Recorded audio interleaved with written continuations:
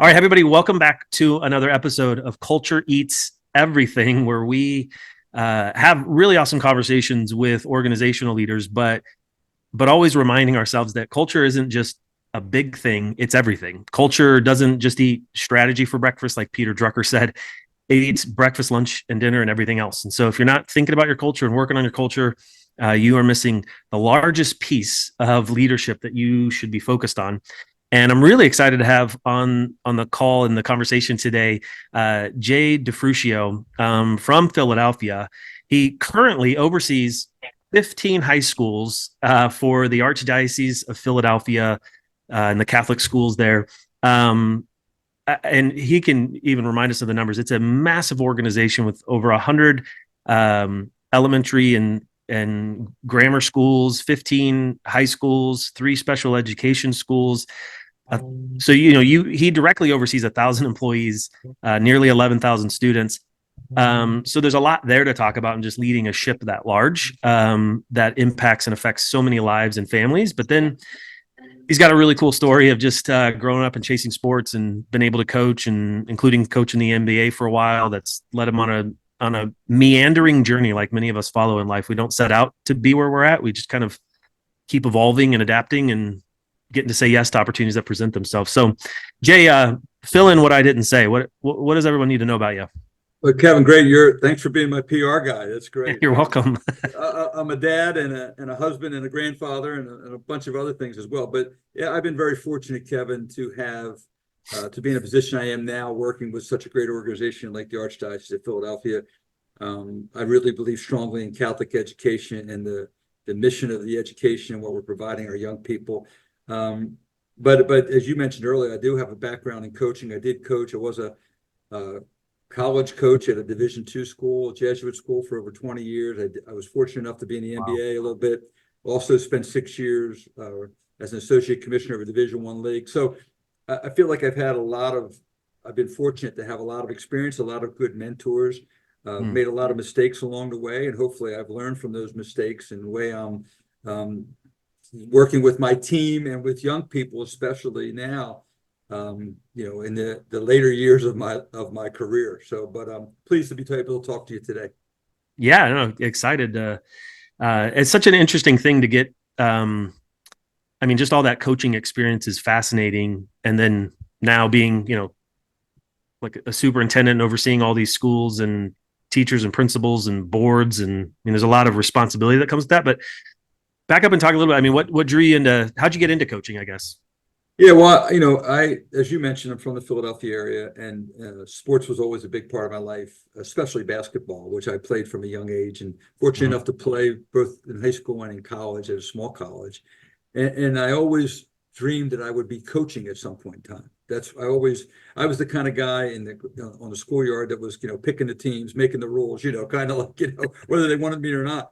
And Mm-hmm. so I migrated towards that. I would tell you that you can't be successful in coaching if you don't have people around you who encourage you, people who say, when you say you want to be a coach, and after you've went to college and you got an economics degree like I did, and you say, well, I really want to be a basketball coach. And, some people will say, well, why do you want to do that? Well, my Yeah. parents and people around me said, well, why not? Go Mm. chase your dreams, and I try to be that why not person for a lot of people. Mm. When someone says to me, I aspire this, I'll say, well, why not? And how Yeah. can I help get you there? So my upbringing with my parents was, I was very fortunate. Having gone through the Catholic school system, I was very fortunate for that as well. And I think I have a pretty good work ethic, and I relate well to people, because it comes down to, when you're coaching, there are so many talented players out there when you're recruiting players. Mm-hmm. There's so many, but talent is the third thing that I would look for. Mm. First thing I would look for is he a good person? Is he a good young man? So when I was recruiting college players, I'd say, does the kid hold the door for his mom? Does he say please and thank you? Does he shake your hand when he sees you? So is he a Mm. good person? Okay. Secondly, at the college level, is he a good student? Because they have to be a good student. And the third thing was he a good player? Because there are a lot of great players out there who are unbelievably skilled, but Mm-hmm. they don't fit the first two pieces there. And so it upsets the apple cart of your team. Yeah. And at the end of the day, as a coach, Your team is watching you. Players, think about this as a parent. Our children want to please us. As Yeah. a teacher, children want to please their teachers. Mm. As a coach, players want to please their coach. They want to do what the coach is asking for. So we have a responsibility in a leadership position as coaches, as teachers, as leaders, we need to take that responsibility, very seriously, because we're impacting the lives of young people. If I asked you to give me 2 names of people who have impacted your life, but you can't be a family member, chances are most people would say, oh, my teacher or my coach, maybe a neighbor, but it's the teacher. Oh, my teacher. And sometimes it's what the teacher and coach told you that wasn't good, that you don't do that because you were, you know Yep. what I mean? And Hmm. so just migrated towards that. And I kept learning. I think I still to this day think you have to continue to learn.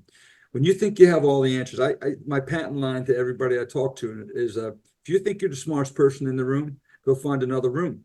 I Yeah. don't think I'm the smartest person in any room that I'm in. And if I do, then I'm going to go to another room, because I'm constantly looking for somebody that's Yeah. willing to honestly tell me, how I can improve. And Mm. that's why I got great towards coaching. Yeah. Well, I love that when you say talent third, like the way you explain that makes a ton of sense about recruiting and looking at athletes. How does that translate today if you're hiring other executives or principals, or even looking to recruit maybe someone to a board position? Yeah. Yeah. Well, think about it now. So in education, you can't be if you're going to be a teacher, or you're going to be a superintendent, or you're going to be a principal or president, you have to have certain academic credentials. That's a Yeah. given. You have to have good credentials. So that's a given. When you get a resume, someone's going to have their credentials on it. What you don't know about the person is how they're going to fit into the culture that's being developed there. Mm. And the only way you can find that out, Kevin, is by talking to them, Hmm. is by interacting with them, is by getting a feel for it. So, is it a quality person? No one's going to go to an interview and act like, a bad person on purpose, be disruptive. It doesn't matter. No one's going to do that. So everybody's going to be on their best behavior there. Yeah. So is it a good fit for your organization is what it comes down to. And Hmm. so, but the most important thing, and I'll tell you, is, and especially when I was working at a Jesuit school, first question I would ask people, what do you know about our mission? Mm. The mission of school. The mission is what defines us. So when I'm looking at people for the diocese to hire, I'm like, what do you know about the mission of Catholic education? Because that's who we are. That's our identity. Yeah. And you have to be able, I really don't care what your credentials are if you Hmm. don't fit the mission. Mm. So when you're looking for student athletes or players on your team, it's like, this is how we run our team. This is the team culture. I can't have somebody coming in and upsetting the apple cart. I can have somebody coming in and challenging the people that are there. I think that's Mm. important to Hmm. do it in the proper way. But the only way you can find out about that is not by references, it's not by somebody telling you. That's part of it. You need to spend some time one-on-one talking to people and getting the feel. Hmm. And I tell young people this all the time. I said, they'll say to me in coaching, what's the most difficult thing in leadership? It's human resource management. It's Yeah. people, because we're only as good as the people around us. Hmm. Yeah. Yeah. Only as good as the people around us. One of the ways we talk about that with leaders is trying to help them see, like, your main job isn't your job description. It's helping grow the people that work for you. Mhm. And that there's a ton of overlaps with that as a coach. Like, you're trying to grow your athletes, and there's a very defined mission there to help them be the best and win games and win championships and those kinds of things. And so, yeah, I guess you, like, in your mind, being in education now and overseeing all of this, there's not really a difference between whether you were coaching a team or leading this organization. It's all a team. Yeah, not really. You're right. It's the same. Here's the other thing, though, I'll say about that, what you just said, and I agree with what you said. When I would advise people, so now I don't coach basketball anymore. People will Yeah. talk to me about, hey, what do you know about this program, or about this coach, about that? What questions should I ask when I'm talking to a coach? Yeah. I always say to people, ask the coach, give me your critical evaluation of my son or daughter. Where do you see him right now? Okay, tell me. And Yeah. where do you see them going? And most coaches will say, well, come in as a freshman. By your junior year, we expect you'll be bigger, stronger, faster, more talented, more mature. Okay. Yeah. What are you going to do to help me develop academically, athletically, spiritually, and socially over that time? because it's all about outcomes and I like to be around people that make the people around them better. Now, to do that, you have to have a willing participant. You have to have a student athlete or an employee that's willing to go on that journey with you, right? Too often we hire people for jobs and we say, hey, Kevin, thanks for we hired you to be the next principal. Let us know if we can help. See you later. And we leave them alone. Right. Don't invest in people. So I think it's really important that we make sure we know the expectations, that the people you're hiring know what the expectations are. And they also know what the support services are that can get them to reach their goals. And when they reach one goal, we need to get the next goal for them. Yeah. And I think one of the challenges of management in general is that, and I talk to young managers, is the evaluation process. When they have to sit across the table from somebody and critique somebody, and if it's not good, it's difficult. And so my advice is this: beginning of the year, you meet with your employee, you set your goals and expectations, and you shouldn't have a million goals. These are goals and expectations. And we're checking in on a regular basis, monthly, quarterly. I check in with my presidents right now that I oversee on a quarterly basis. So at the end of the year, when you're doing annual review, it's not opening the file and saying, hey, 9 months ago, you did something. We've been talking. So it's more of a, how can we improve all through the year? But that takes time. That takes time. And so it's people, and you need to invest in people to give them the time so they genuinely know what your time is, because you want them to be successful. Because if the people in the field are successful, your team's successful. Sure. Yeah. Well, so rewind back, like when you talked about making a shift, like you got to play at a college, then you got to coach at a D2 school for a long time, and then you got to coach in the NBA. Like, what did you feel like, if you look back at those seasons, like the things you learned about yourself that were the most important that still you carry with you? Well, I would tell you that when you're a young coach, and I was 26 when I was a head coach and an athletic director, I had two guys on the team that were actually older than me. And the second team that I coached won 31 games. So we were one of the top ranked teams in the country at a young age. And when I coached then, and people who played for me, if they ever watch this podcast, will laugh at it. I was the most intense guy on the block. Like, I had zero tolerance for mistakes. I couldn't enjoy winning. I didn't. It was like, when you win at a young age, it's like, it's like relief versus. So I would say to coaches, what I learned as I got older, I had less energy to be able to have that energy, and is that you should enjoy the winning because that's your success. Now, not to the point where you don't prepare for the next game, but if I ask people all the time, do you like winning more or hate losing? Which one? Love winning or hate losing? Difficult question, but because losing is a difficult thing in sports. Purdue just lost the other night to UConn in the championship. So some people's mind is like, oh, what Purdue lost, but Purdue won 35 games during the season. So you can't be in our business, the sporting business. You're defined by that one game. And I always tell people, like in March Madness, and UConn was the best team in the country this year. By far. But sometimes it's not the best team in the country who wins the national championship. It's the team that plays the best over 3 weekends in March. You're right. Once you get in, there's a lot of variables. But so, what I learned for myself is that, I had to enjoy the winning more. I had to just remind myself that I was making an impact on young people, and they're watching. Young people are watching. So your mannerisms, the way you react, young people are watching. I jokingly said to a young coach one time, you're getting beat pretty bad. You're on the sideline, you stand there, and everything's going wrong, right? And what are the players doing? They're looking at you, right? And if you're over there shaking your head, or you're putting your hands on your head, you're like, put your head down. They're like, oh, we're done. Even when, it's like the old saying, it's like, if the building's on fire, somebody's got to take their time and get everybody out of the building first. The coach has to get everybody back set up, even though in the back of your mind, you're thinking, man, we're in trouble right now. But, that comes with experience. Mhm. But always remember, even to this point now in my life, the people who work with me, and I understand I oversee people. I get my role, but I Yeah. really work with people. People who Mm. work with me are always looking at me. Mm. They're looking Yeah. for guidance. They're looking for direction. They're looking for us to affirm what they're doing. Yeah. So I Yeah. learned that, and and so people say, "Oh, I got to the NBA, and the NBA guys they don't listen." That's not true at all. That's not Mm. true at all. There, Mm. there's more. There's more goes into an NBA game than people think. It's not just roll the ball out and let the guy back his man in. There's more strategy. There's the coaching at that level is unbelievable. Mm. The resources at that level is unbelievable.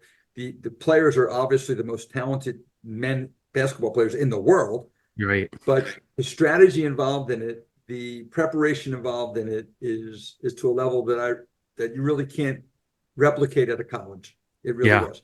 So I Yeah. learned a lot about, what I did know and what I needed to know, and that how I had to adjust working with professional athletes versus working with 17, 18, 19-year-old Division II athletes. Sure. That was a big difference. And I learned a lot about myself there. And, it was humbling at times, I'll be honest with you. Sure. You think you know certain things that work for you at a certain level, it doesn't work at that level. Yeah. Yeah. Tell people the professional sports, the coaching is so good that they figure people out. Like you might get by a team and say, boy, who is this guy? Kevin Davis has just scored 35 points on us. He Right. doesn't do it every night because they figure you out. Yeah. And so that was a big change when I went there. No, that's really cool because well, especially just talking about being focused on outcomes. I think sometimes that's so obvious in the sporting world. Although even part of what you were pointing to with you get so defined by the losses, like that, I mean the South Carolina women's team being undefeated, that's so rare. It's really special. It was special. Going to lose, but how do we focus on the right outcomes, which isn't just about the games? How are you getting better? How are you improving? How are you growing? How do you translate that? Or maybe like if you were talking to a young leader who wants to become a CEO or superintendent someday, how do you focus on outcomes, but take care of people in the process? Yeah, well, you can't have outcomes without people. You Okay. just can't. You can't have positive outcomes without people, unless you're, I guess, if you're a golfer or somebody like But even people who run their own successful businesses rely on people Yeah. to help them get what they got to be. So I would tell a young leader really simply, you have to understand it's all about the people you surround yourself with. Number one, Yeah. it really is. Hmm. Okay. The second thing I would tell a young leader is because when you're young, and I was there a long time ago, you're chasing the next job, right? Or you're chasing the next sale. Sure. So if you're a salesman, so it becomes transactional. I got to get this done. I made the sale. I got to make sure it's there. It's a transaction. Hmm. We life becomes transactional. Transactional, that doesn't work. It's relationship building. Even Hmm. the good sales folks, they make a sale. The next thing they do is they're constantly going back to their client to see, is everything okay? Did everything get delivered? Do you need anything? Even when they don't need anything, right? Right. It's all about people and relationships that you build with people. Yeah. So I just think that is so critical, and you have to be yourself. So when I took this new position, the Archbishop of Philadelphia and I were talking, and he said, we were talking about, I think he says, I think you're going to do a good job, which was he's a dynamic leader. Hmm. And I said, he goes, what is it about you? And I said, Archbishop, it's very simple. I follow up, I show up, I'm honest, I'm visible, I'm Hmm. responsive, I'm transparent. That's who I am.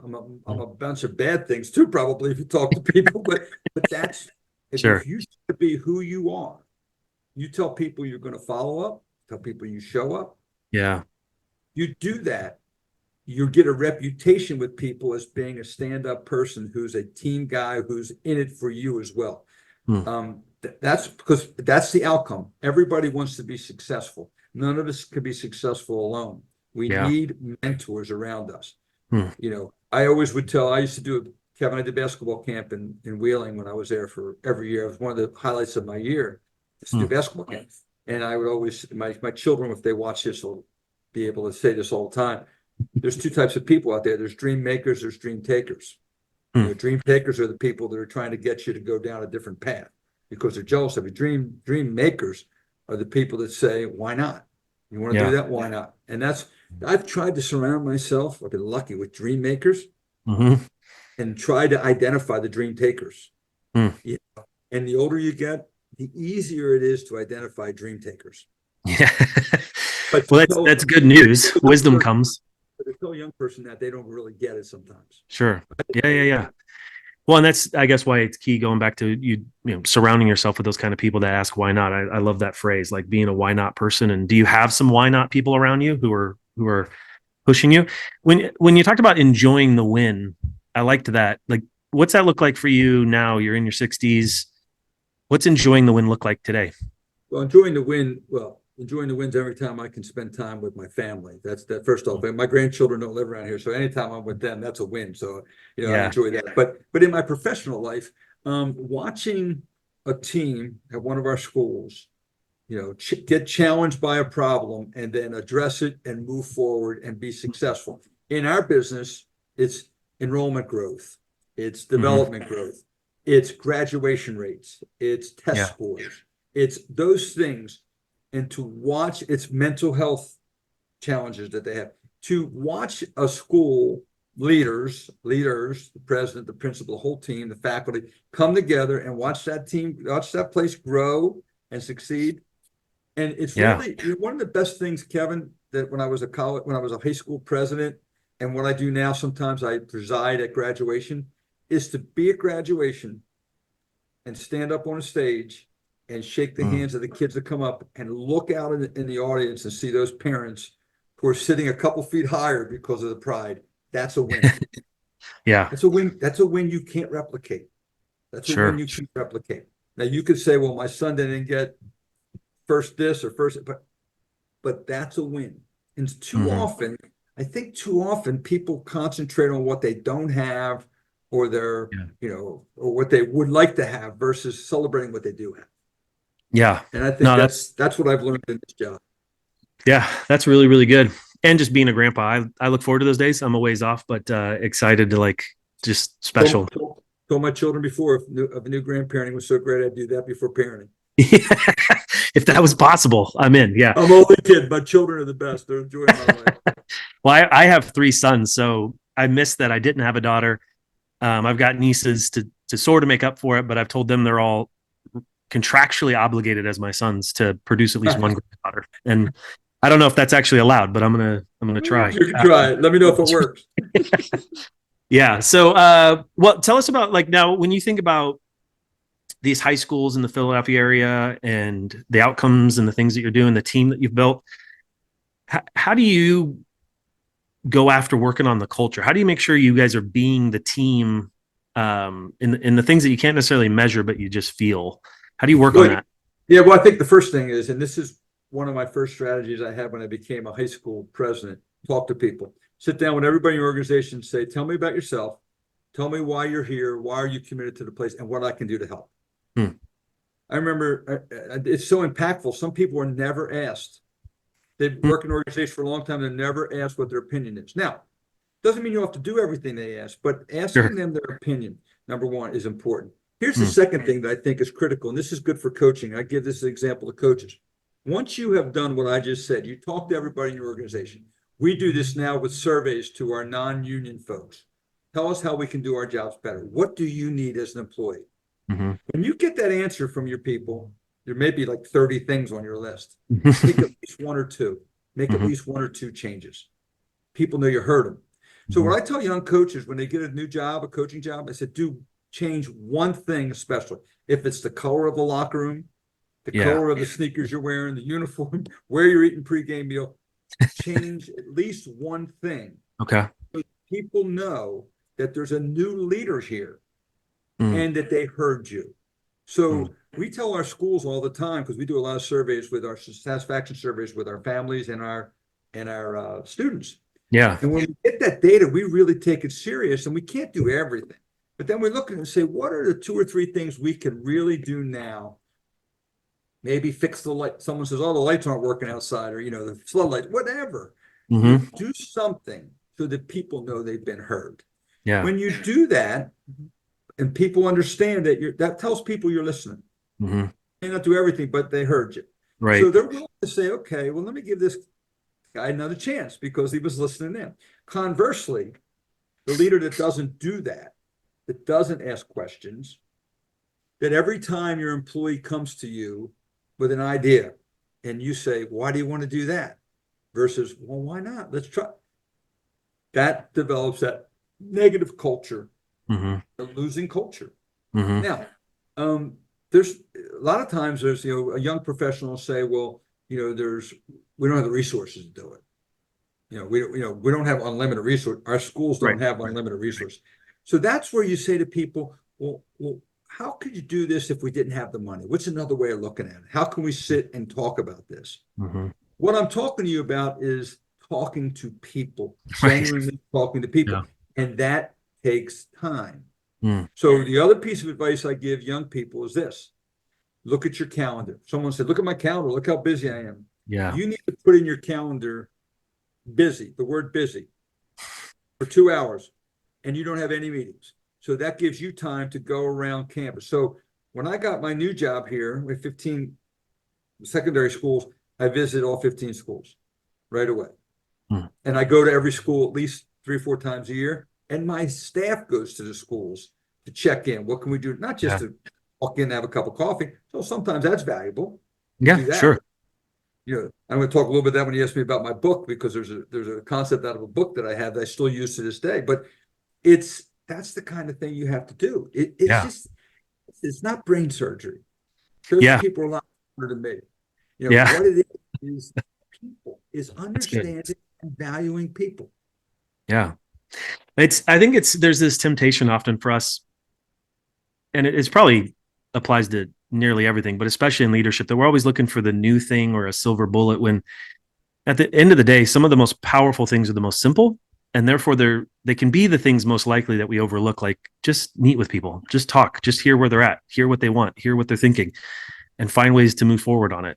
And The other thing we don't do, Kevin, is, and with young people, is we Mhm. set the bar too low.